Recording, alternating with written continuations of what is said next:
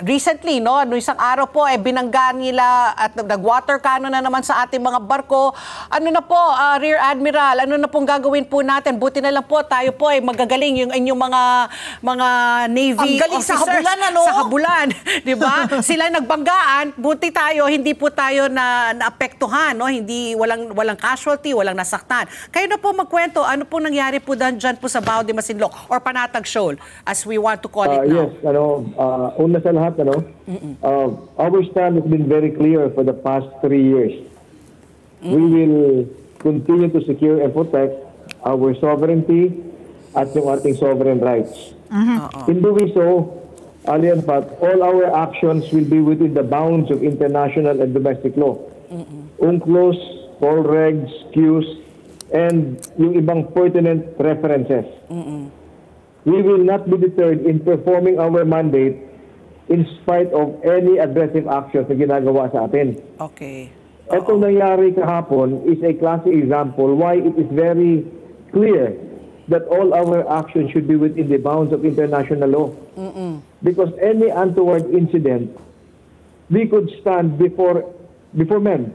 And we could say that wala tayong ginawang mali, lahat ng actions ng ating mga tao sa karagatan, whether these are Navy, Coast Guard, BFAR, the Maritime Police, or even doing air surveillance flights.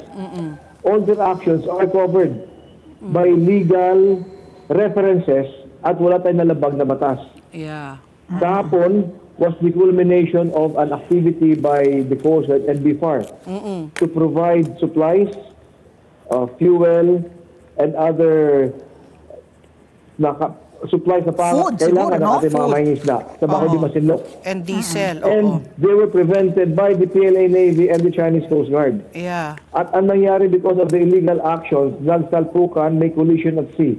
Ang Chinese Coast Guard at yung PLA Navy. That's what happened. Ayun, may collision. Oo. Talagang heroic pa kasi nag-alok pa ng tulong. Oo. Nagradyo pa yung ating sasakyang pandagat. Kailangan nyo ba baka may na-injure, natapon, no?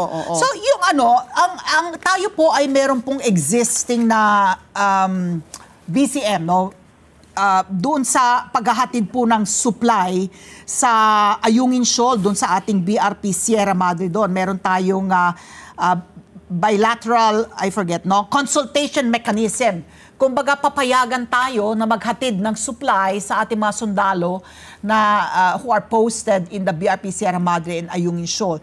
If this is something as innocent as maghahatid po ng supplies, ng pagkain, ng fuel sa ating mga mangingisda sa Panatag Shoal, hindi po ba can't we draw up a similar agreement with China para hindi po nahaharas yung maghahatid ng supply sa ating mga mangingisda? That will fall under the mandate of other government agencies. But so far as the Department of National Defense is concerned, the AFP, the Navy, the Air Force, and the Army will keep performing its mandate. Yung BDM and other mechanisms for consultation fall under another agency of government. But we are supportive of whatever agreement or discussions come out of this mechanism. Yung pong kasi yun sa naiintindihan ko dun sa BRP Sierra Madre, they are accusing kasi yung mga yung mga trips doon ng paghahatid ng supplies to prop up yung talagang makalawang na and falling apart na BRP Sierra Madre na talagang sadya lang natin yan na, di ba? We ran aground para lang we ran it aground para magkaroon ng military outpost doon. Pero yung ganito po, ito pong pagharang nila is really asserting kasi that it is their territory. Isang 9-dash line na pinapasok ang teritoryo nila. Hindi po walang anggulo na kasi doon nga sa BRP Sierra Madre accusing yung trips na yon to be supplying construction supplies para hindi tuluyang magiba yung BRP Sierra Madre. Ito pa, walang ganung anggulo. It's really yung kanilang assertion na yun ang 9-dash line that it is their territory na pinapasok po natin.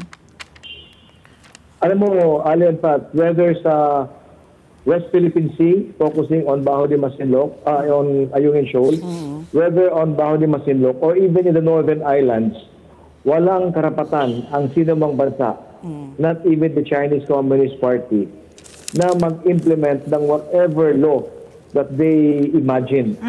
We have sovereignty and sovereign rights within the EEZ, within our maritime zones. Hence, whether we conduct maintenance on BRP Sierra Madre or whether we provide support, supplies, and fuel to our fisher folks in Baho de Masinloc or even up in the northern islands, that is all within the bounds of international and domestic law. Yes. Karapatan natin yun. So walang pwedeng pumigil sa atin doon.